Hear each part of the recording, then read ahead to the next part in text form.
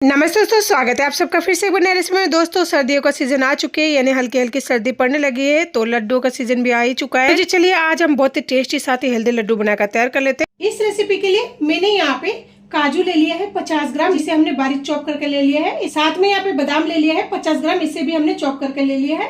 किशमिश ले लिया है 50 ग्राम, यानी सारे जो ड्राई फ्रूट्स है हमने 50-50 ग्राम करके ले लिया है। नारियल का बुरादा लिया है 50 ग्राम। आप ड्राई फ्रूट्स की जो क्वांटिटी है कम या फिर ज्यादा कर सकते हैं।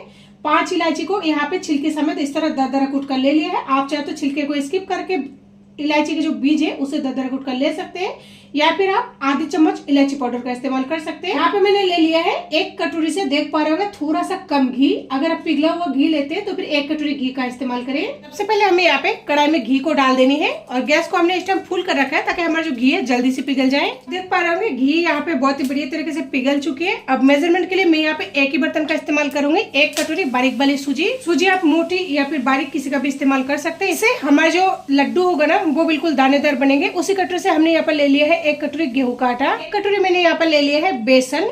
इससे लड्डू का जो टेस्ट है ना बहुत ही अलग आएगा। साथ ही लड्डू में से एक बहुत ही बढ़िया फ्लेवर आने वाली है बेसन का, साथ ही आटे का प्लस सूजी का। तो अब हम धीमे गैस पर इन सारे सामग्री को अच्छे से फ्राई करके ले लेनी है। ध्यान रहे इस प्रोसेस में आपको जरा सा भी गैस को तेज नहीं करना, नहीं तो आटा जो है आपको दिखने में लगेगा कि सिक गई है। इसका जो कलर है बिल्कुल बादामी कलर हो जाएगा, लेकिन वो अंदर से अच्छे से सिकाई नहीं हो पाएगी, जिसकी वजह से आपका लड्डू का टेस्ट खराब हो सकती है, साथ ही वो कड़वा लग सकती है। तो इसीलिए थोड़ा सा धीरजता के साथ में इसे आप अच्छे से मिक्स कर ले और उसके बाद में धीरे धीरे चलाते रहे। और अभी आपको थोड़ा बहुत जो गुठलियां दिख रही होगी ना, गुठलियों को आप इस तरह से फोड़ते भी जाए। और ये गुठलियां ना बहुत ही ज्यादा सॉफ्ट होती है, ये इजीली फूट जाती है, इसमें कोई दिक्कत नहीं है। आप देख पा रहे होंगे बहुत ही आसान तरीके से फूट रही है। तो जी आप आटे का कलर देख सकते हैं, बहुत ही बढ़िया गोल्डन कलर हो चुकी है। और इसके साथ ही जब ये आटा भून जाती है ना बहुत ही बढ़िया तरीके से, तो पूरे घर में है ना इसकी खुशबू फैल जाती है।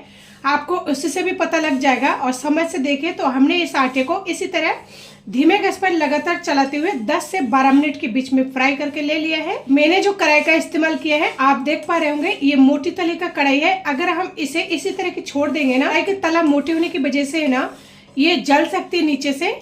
अगर आप कढ़ाई में इसे इस तरह की छोड़े तो फिर आप तब तक इसे चलाते रहे, यानी इस आटे को तब तक चलाते रहे जब तक कि कढ़ाई अच्छे से ठंड ना हो जाए, नहीं तो आपका जो आटा है ना वो जल सकती है। या फिर आप इसे हाथों हाथ किसी और बर्तन में ट्रांसफर कर सकते हैं। मैंने आटे को इस बर्तन में उतार लिया है ताकि हमारा जो आटा है ना थोड़ा जल्दी से ठंड हो जाए। तो अभी हमारा जो आटा है ना ये बिल्कुल गुनगुना है, नहीं तो बहुत ज्यादा गर्म है, नहीं बहुत ज्यादा ठंडा है। अब हम यहाँ पर डालेंगे इलायची, जो कि हमने कूट कर ले लिया है। हमें नारियल का बुरादा डाल देंगे, इससे लड्डू का जो टेस्ट है ना बहुत ही मजेदार लगेगी। पर आप चाहे तो सूखे नारियल, जिसे गिट भी बोला जाता है, उसे ग्रेट करके भी डाल सकते हैं। हम यहाँ पे सारे ड्राई फ्रूट्स को डाल देंगे। सबसे लास्ट में यहाँ पर डालेंगे बूरा, यानी जिसे तगार भी बोला जाता है। अगर आपके पास बूरा यानी तगार ना होना तो फिर आप चीनी को मिक्सर जार में पीस कर छान कर ले सकते हैं। ध्यान रहे तगार को आपको तभी डालना है, यानी बूरे को, जब आटा गुनगुना ठंड हो।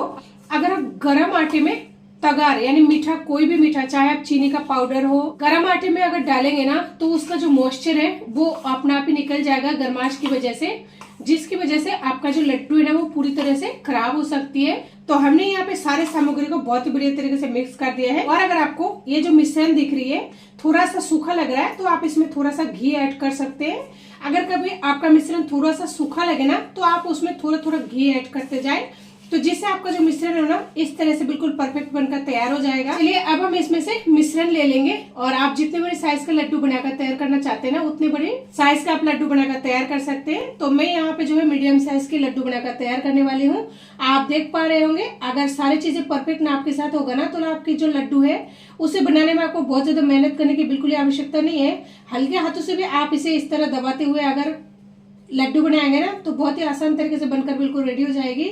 आप देख पा रहे होंगे हमारा जो लड्डू है बहुत ही इजीली बनकर तैयार हो चुकी है। तो जी चलिए सेम तरीके से सारे लड्डू को हम यहाँ पे बनाकर तैयार कर लेते हैं। सारे लड्डुओं को हमने यहाँ पे देख सकते हैं बहुत ही बढ़िया तरीके से बनाकर बिल्कुल ले लिए है। और सर्दियों का सीजन आ चुका है, ये लड्डू काफी ज्यादा हेल्दी भी है, साथ ही टेस्टी और फ्लेवर से भरपूर है। तो आप भी एक बार मेरी तरीके से मिक्स आटे के लड्डू को बनाकर जरूर तैयार करें। यकीन मानिए सभी को काफी ज्यादा पसंद आएगा। इसके साथ ही ये जो लड्डू है ना आप बहुत ही लंबे समय तक इसे एक बार बनाकर स्टोर कर सकते हैं। इस लड्डू को आप एक बार बनाकर 15 से 1 महीने तक स्टोर कर सकते हैं। तो आप भी एक बार लड्डू की रेसिपी को जरूर ट्राई करें। और अगर आपको हमारी रेसिपी अच्छी लगे तो प्लीज चैनल को लाइक शेयर सब्सक्राइब करना बिल्कुल ना भूलें। कमेंट करके जरूर बताएं आपको हमारी ये लड्डू की रेसिपी कैसी लगी।